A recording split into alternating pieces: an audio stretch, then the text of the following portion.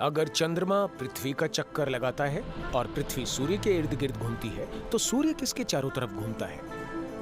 सूर्य घूमता है एक विशाल ब्लैक होल के चारों तरफ, जो हमारी गैलेक्सी के बीच में मौजूद है। वैज्ञानिकों को उनका पहला बेहद विशाल ब्लैक होल मिला मिल्की वे के अंदर, लेकिन यह पहला ब्लैक होल नहीं था। पता चला कि यह तो हर कहीं है। हम जानते हैं कि ज्यादातर बड़ी गैलेक्सीज के बीच में एक बहुत बड़ा ब्लैक होल होता है। इससे हमें पता चलता है कि ये दोनों चीजें आपस में जुड़ी हुई हैं, ये एक जोड़े जैसी हैं। किसी तरह ब्लैक होल और गैलेक्सी, उनका उदय और विकास प्रक्रिया आपस में जुड़े हुए हैं। हैरानी की बात है कि मिल्की वे, सितारों का ये चमकता हुआ विस्तार, ब्रह्मांड में मौजूद सबसे अंधेरी और सबसे रहस्यमयी चीज के साथ गहराई से जुड़ा हुआ है। ये है एक अति विशाल ब्लैक होल। इस चीज के साथ जबरदस्त आकर्षण और रहस्य जुड़ा है। ये वहाँ तक पहुँचा कैसे? ये इतना विशाल बना कैसे? क्या इसका आकार बढ़ता ही जाएगा?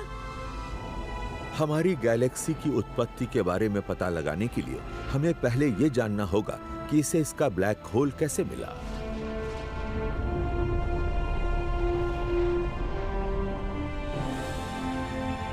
शुरुआती ब्रह्मांड में पहले तारे वजूद में आए, लेकिन ये तारे हमें आज नजर आने वाले हमारे सूर्य जैसे नहीं थे। ये शुरुआती तारे बहुत ज्यादा विशाल थे और इन महाकाय तारों के साथ एक खास बात ये हुई कि ये बहुत जल्दी फटते थे।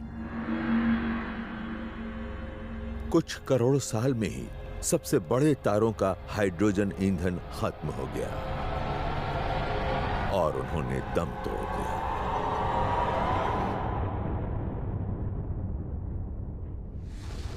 ये बहुत ही ताकतवर सुपरनोवा फटते हुए तारों के रूप में दम तोड़ते थे। इनके कोर ढहकर ब्लैक होल बना सकते थे और ये शायद ब्रह्मांड में बनने वाले बेहद शुरुआती ब्लैक होल हो सकते थे।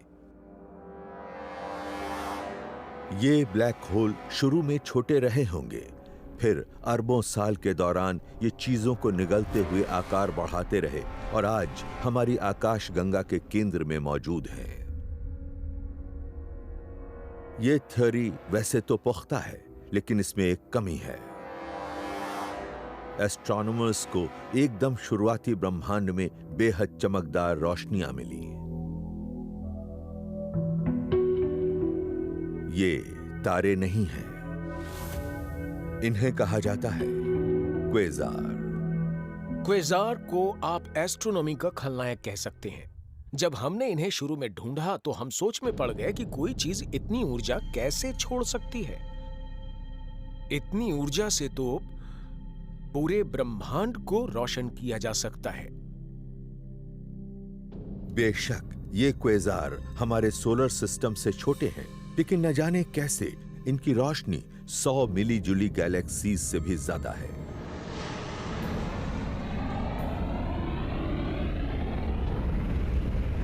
इनसे निकलने वाली ऊर्जा किसी सितारे की ऊर्जा से बहुत ज्यादा है।